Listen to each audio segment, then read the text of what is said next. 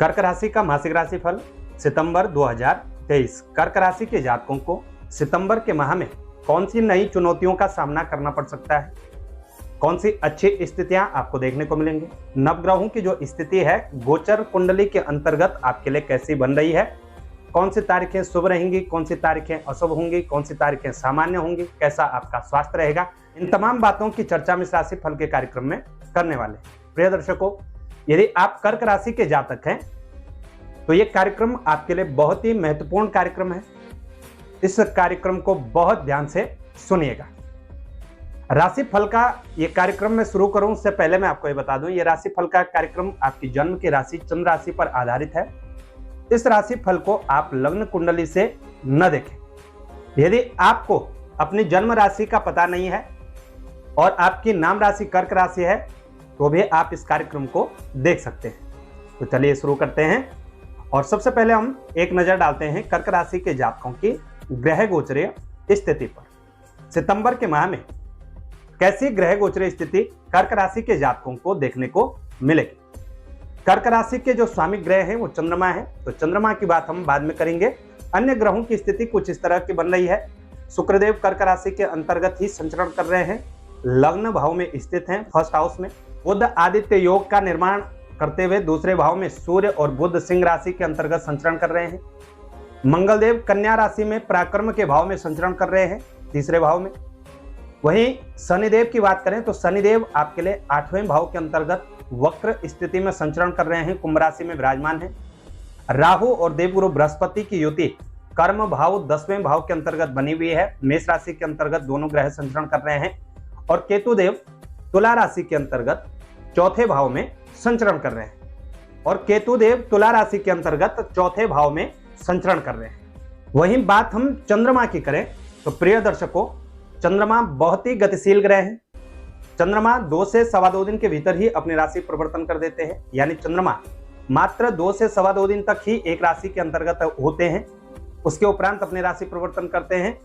चंद्रमा जब भी शुभ ग्रहों के साथ हो, जन्म पत्रिका के शुभ भाव में संचरण करें, जहां पर कि उनको कारकत्व प्राप्त है वहां पर स्थित होते हैं, तो निश्चित ही हमें सकारात्मक परिणाम देने को तो निश्चित ही हमें सकारात्मक स्थितियां देखने को मिलती हैं।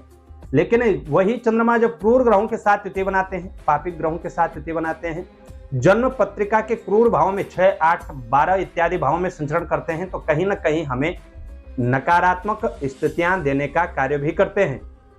और फलस्वरूप 1 महीने के भीतर 6 से 8 दिन हम सबके जीवन में, आपके हों या हमारे, हम सबको ऐसे अवश्य देखने को मिलेंगे जब हमें मानसिक अशांति, अज्ञात भय, किसी न किसी प्रकार से शारीरिक रूप से चिंता, तनाव, डिप्रेशन इत्यादि देखने को मिलती है। आपका परिवार का क्षेत्र हो, कार्य क्षेत्र हो, आर्थिक क्षेत्र हो, कहीं ना कहीं आपको कलह कलेश का वातावरण देखने को मिलता है। तो कौन कौन सी ऐसी तारीखें कर्क राशि के जातकों को सितंबर के माह में देखने को मिलेंगे, इन पर हम चर्चा करेंगे। लेकिन उससे पहले आपको बताएंगे हम शुभ तारीखें। सितंबर के माह में कर्क राशि के जातकों को 1, 2, 5, 6, 10, 11, 20, 21, 28 और 29 सितंबर शुभ तारीखें देखने को मिलेंगी। इन तारीखों में कहीं ना कहीं अच्छा लाभ होगा। वहीं 3, 4, 8, 9, 15, 16, 18, 19, 22, 23, 26 और 27 सितंबर को आपको विशेष रूप से सतर्क सावधान रहना होगा। शेष तारीखें आपके लिए सामान्य तारीखें साबित होंगी। ये तो रही कर्क राशि के जातकों की सितंबर माह की संपूर्ण ग्रह गोचरीय स्थिति। इस ग्रह गोचरीय स्थिति के बीच सबसे पहले बात करते हैं कर्क राशि के जातकों की हेल्थ की, यानी स्वास्थ्य की।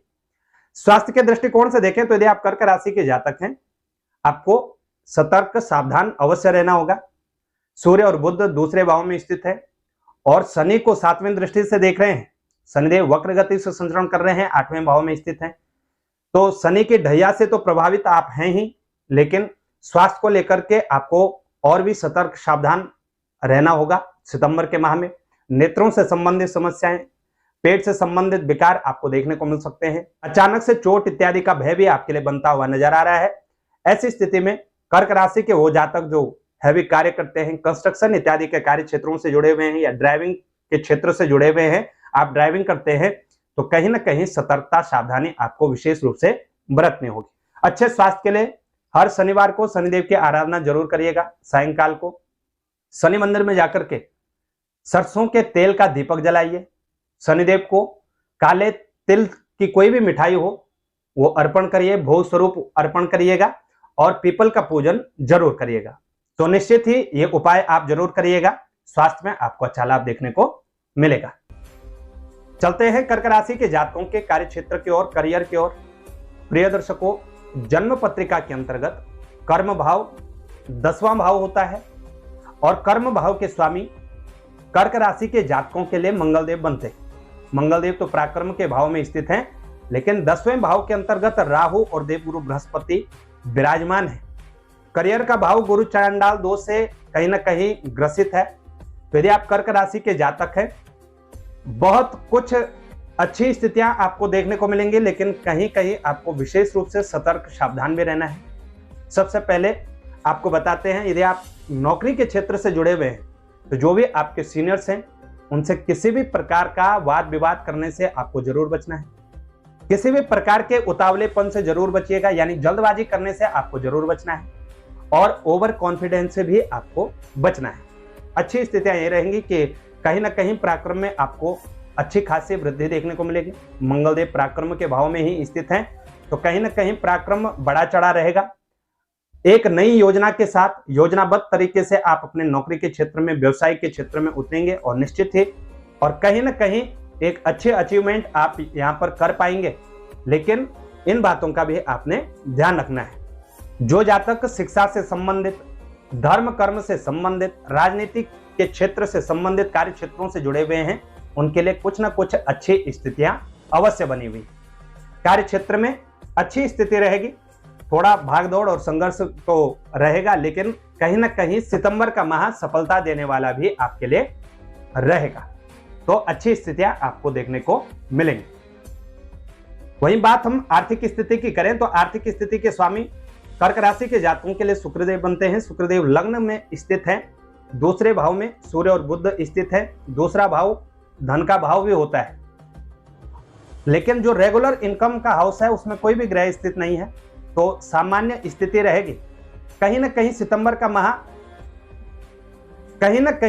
का माह आर्थिक स्थिति के दृष्टिकोण से भी आपके पक्ष में रहने वाला है। जो अभी तक अचानक से अनायास आपके खर्च बढ़ रहे थे, उन खर्चों में कहीं ना कहीं कमी आपको अवश्य देखने को मिलेगी और साथ ही साथ आपको इनकम बढ़ाने के कुछ नए रास्ते भी मिलने वाले। सितंबर का माह आपके लिए लाभप्रद हो, यही हम प्रार्थना करते हैं। नमस्कार। जानकारी अच्छी लगे तो शेयर जरूर करिएगा। चैनल पर नए हैं तो चैनल को सब्सक्राइब करना ना भूलिएगा और ज्योतिष से संबंधित व्यक्तिगत जानकारियों को प्राप्त करना चाहते हैं तो स्क्रीन पर हमारे नंबर है, इन नंबरों पर आप संपर्क कर सकते हैं।